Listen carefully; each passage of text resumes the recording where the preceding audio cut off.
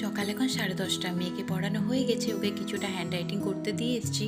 ওকে বললাম তুই কর, বাবুকে আমি এই ঘরে নিয়ে যাচ্ছি।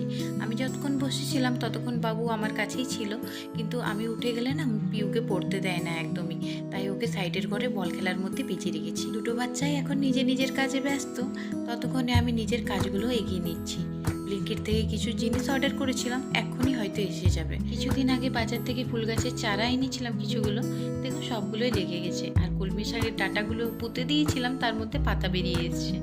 এই যে ব্লিঙ্কিট থেকে জিনিসগুলো চলে এলো, চুলো নিভরে বের করে নিই। আজকে আমি আদা, গাজর, ধনেপাতা, চিকেন আর সুইটকর্ন অর্ডার করি। সুইটকর্নটা অনেক দিনে আনা হয়েছিল না, তাই অর্ডার করলাম। খেতেও ভালো লাগে। অনেকক্ষণই হলো তাদের জলখাবার খাইয়েছি, একটু আধটু খিদেও পেয়ে হবে ওদের, তাই এই সুইটকর্নটা এক্ষুনি বানিয়ে দেবো ওদের। সুইটকর্নটা দেখুন বরফের টুকরোগুলোও দেখাচ্ছে, গায়ে গায়ে লেগে আছে। সামান্য একটু জল দিয়ে এটা 5 মিনিট ফুটিয়ে নেব। এই সুইটকর্নটা 500 গ্রাম ছিল, এটা আমার 100 টাকা পড়েছে। বাজার থেকেও একবার এনেছিলাম, সেই সেম দামই পড়েছে। আপনি যদি এগুলো ঠেলাতে খান না, 50 টাকায় 1 কাপ দেয়। এটা আমার 5 কাপ রেডি হচ্ছে।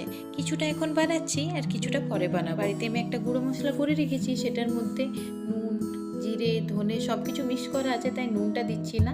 একটু ওই মশলাটা দিলাম, একটু চাট মশলা, উপর থেকে একটু কাশ্মীরি মির্চ দিয়ে দিলাম, যাতে এই রঙটা একটু ভালো লাগে।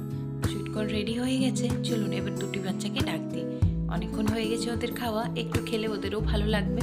এই যে দুটি বাচ্চা দেখুন কি সুন্দরভাবে খাচ্ছে। কিছু কিছু সময় ভাই বোনে মিলে এত ভালো করে খায় না, কি দেখে মনেই হয় না কি এই দুজন আবার ঝগড়া করে। খুব ঝগড়া করে এরা দুজন, সামালতে সামালতে আমার মাথা খারাপ হয়ে যায়।